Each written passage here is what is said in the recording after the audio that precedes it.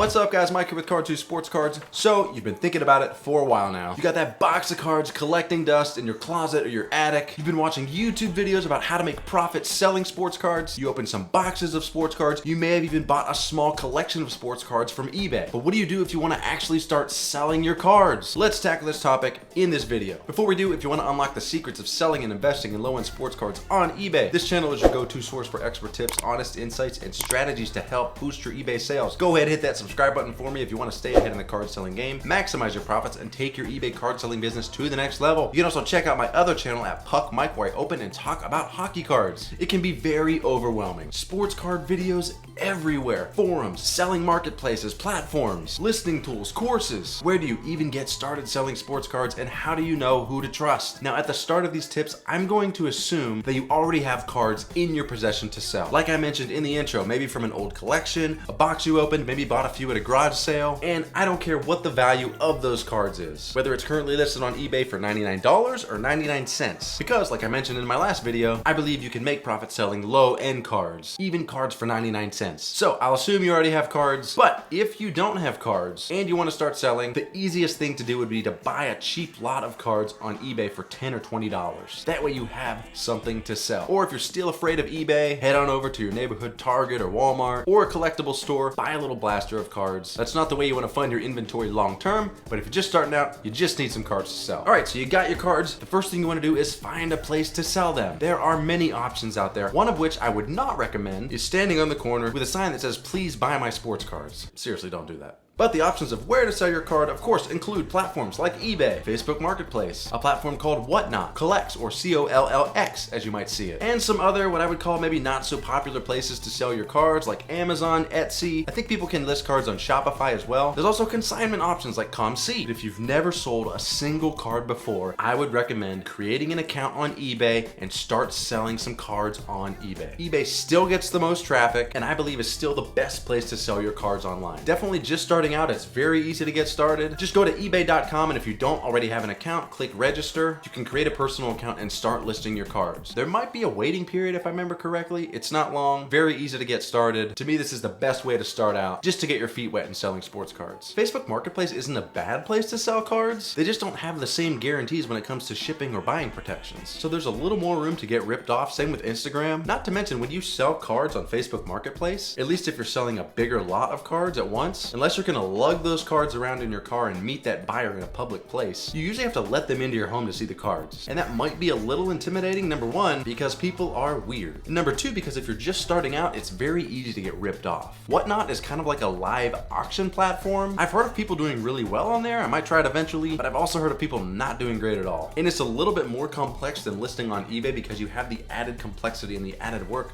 of having to do a video. So I wouldn't recommend this if you're just starting out. Collects, as I mentioned, has a store as well. I think it's the same company as Card Dealer Pro. I think at one point they merged into one company. I don't actually know much about their platform, so I can't really say if it's easier to do. I do think Card Dealer Pro just released a feature where you can send your uploaded card scans to Collects and list them there and sell them there as a marketplace. But again, we're getting into then you have to pay for Card Dealer Pro. You're still not getting as much traffic as you are on eBay. I still wouldn't recommend that if you're just starting out. The only platform that I could maybe see is easier if you're just starting out, at least easier than eBay, is ComC. I thought it stood for check out my cards, but as I was Google searching, I also saw check out my collectibles. Maybe it stands for both things depending on what you're looking for. But either way, the reason this could be easier is because they do all the work for you in terms of storing the cards, taking pictures, listing the cards, shipping the cards. But I think you do have to pay fees on those sales, and I believe you have to pay a fee per card up front just to have them process it and store it. You're really cutting into profits there. To me, I don't think it's worth it if you're just starting out because you're not getting that genuine first-hand experience as a sports card seller, and you're not getting your feet wet running your business. You're just kind of sending it to somebody else and letting them take care of it. There's a lot more to selling sports cards than just listing cards. You're responding to customers, dealing with damaged cards, dealing with cards that customers say are damaged but aren't, stocking supplies. And selling on eBay really helps you learn how to run your own business and take control of it as you grow. All right, you created your eBay account, you listed some cards. The second thing you're going to want to do is build an inventory of shipping supplies. Now, in some previous videos, I talk about how to grow your business in the context of a profitable business model and making sure that over time as your business grows, you aren't repeatedly spending more money than you're making. But I've also mentioned in those videos, when you just start out and you are brand new as a card seller, you're probably gonna lose money maybe for a year or two. You're gonna need supplies like envelopes, top loaders, painter's tape, a printer or label maker. You'll need some bubble mailers for larger orders. Most of those items are sold in bulk, so you'll wanna build up a decent inventory of those, even if it's on a smaller level. Like, don't go buy 1,000 bubble mailers if you just started, but get a good supply of those things going. That way you don't have to buy more supplies each month as you're just starting out. You will have to put up a little bit of capital at the beginning just to get yourself established. All right, you created your account, bought some shipping supplies. I'm gonna assume at this point you've sold at least a few cards, depending on how many you've actually listed, but depending on how many cards you had in your inventory to start out with, it might be a good idea at this point to buy some more cards. Now again, and I'll probably talk about this in every single video I ever do, be careful not to buy too much inventory too fast when you're just starting out. You need to learn what's selling in the market so that you can refine your business practices and scale efficiently and profitably. The only reason I'm recommending buying more cards at this point is to get more experience with different types of products. Like if you started with 100 or 200 cards from an old collection, maybe those cards are mostly from the 80s or 90s, you sold 15 or 20, but now you can buy a modern lot of sports cards on eBay, and you can usually get one for $15 or $20. Then you're getting your feet wet learning what the market is paying for newer products. And your eBay store is getting more listing impressions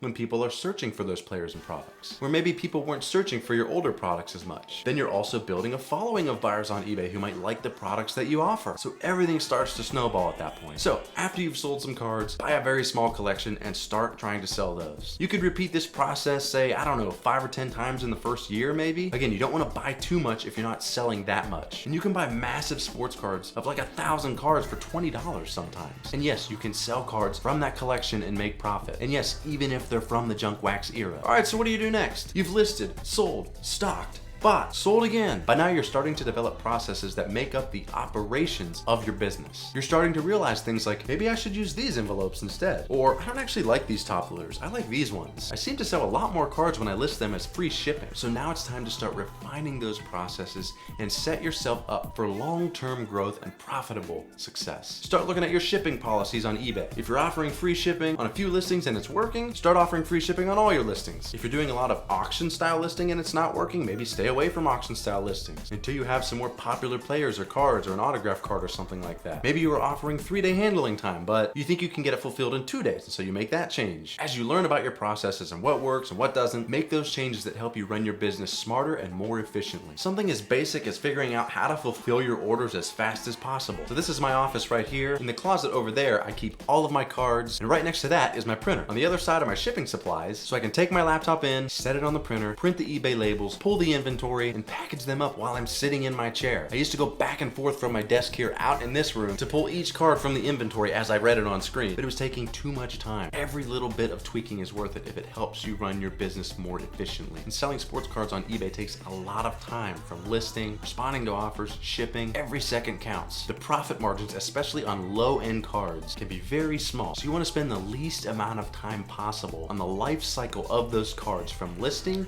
to order fulfillment. So pay attention to your processes along the way, keep refining, and know you're never done. I'm always refining. I'm always wondering, I wonder if I tried this instead. It's a lifelong process figuring out what works for your business as it grows and develops. Number 5, start to strategize and find your niche. Okay, so I'm thinking of this step as maybe you've been selling for a year or 2 years max at this point. At this stage, you're going to want to have developed, or at least start developing, a consistent strategy and goals for your business. And you'll use the data that you've gathered selling in your first year or two as your guide. For example, maybe you listed 500 cards. 90% of what you sold was football cards. The rest of the cards you listed were soccer cards that happened to be in a collection that you bought. So you think, you know what? I don't even watch soccer. I like football. I know it like the back of my hand. My specialty is going to be football. I might buy some other sports cards here and there, but in the end, I'm focusing on football because I know it the best and I love it the most. In my store, I mostly have hockey cards. Why? Because I love hockey. It's the only sport I really watch and follow closely. I branched out and started selling football at one point, and I did well, and I'm still selling football. I've sold some baseball, getting into that more as well. I do have basketball listed, but I'm not doing so great in terms of sales on basketball. Overall, hockey is the main sport I sell in my store right now, because that's what I know and that's what I love. And I'll keep offering additional cards like football and baseball, and keep learning which of these products sell and why they sell and when they sell and how much they sell for. Hockey is always going to be the meat and potatoes of my offerings, so that's built into my selling strategy. You also want to start getting more strategic at this point about things like financial goals. goals. How many cards you want to list each month? How much are you going to reinvest in the business each month? How much of your monthly profit are you going to keep? And it's okay to keep refining this as your business keeps growing or not growing. Right now, I'm reinvesting 20% of my monthly net profits after all my expenses back into the business in the form of new inventory. I was including buying more shipping supplies in that 20%, but I think those margins are too tight to add meaningful new inventory. I might go back and forth on this as I experiment. And keep in mind, you don't necessarily need to spend that reinvested money in that month. For example, maybe that 20% is only $10 one month based on net profits. You can hold that in an account called retained earnings, as they would call it in the finance world. So basically letting that reinvestment amount build up over a few months so that you can make a larger purchase of inventory at one time. But again, all of this you have to figure out for your business. And I'll say this from now until the end of time, it has to be done in the context of a profitable business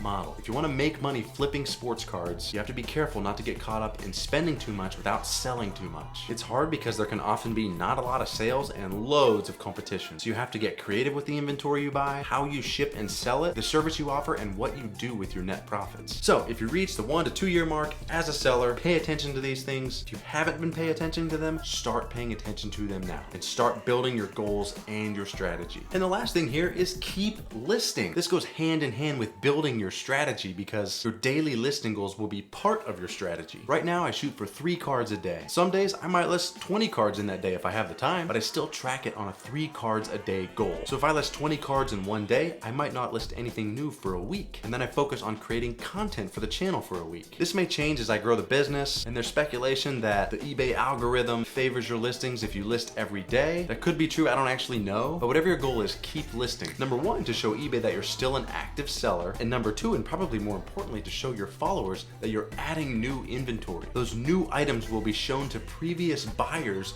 when they visit eBay. And if someone, including new buyers, searches for that product, eBay marks it with a small new listing tag that can attract new buyers as well. You don't have to list 1,000 cards a day. List whatever number makes sense for you to keep focusing on other facets of your business in a way that's manageable so that you don't get burnt out. Most of us work a day job while we sell sports cards on the side. So it's okay to go slow. There's gonna be new sports cards. You're not missing out. I know we wanna sell a bunch right now and be the big guy, but if you don't take the time to consider the things I mentioned in this video, when you do reach a stage of bigger sales, you're going to struggle to keep up with demand both operationally and financially. So if you put a little bit more work in now into doing your market research, pay attention to your business, refine your processes, don't be afraid to try something new, don't get discouraged if no one's buying your cards, stick with it. And of course, the last thing to say is don't be afraid to get started. There's a lot of us out here. We all had to start at one point. We all listed that first card, the first 10 cards, the first 20 cards, terrified of what will happen. And then we get the phone notification that somebody bought our card. So it's very exciting. There's a lot of other people like you right now thinking, I want to get started, but I'm afraid. So take that step. If you really love sports cards, it will be worth it. That's it, guys. I hope you enjoyed the video. As always, if you want to unlock the secrets of selling and investing in low-end sports cards on eBay, this channel is your go-to source for expert tips, honest insights, and strategies to help boost your eBay sales. Go ahead, hit that subscribe button for me if you want to stay ahead in the card selling game, maximize your profits, and take your eBay card selling business to the next level. You can also check out my other channel at Puck Mike, where I open and talk about hockey cards. And please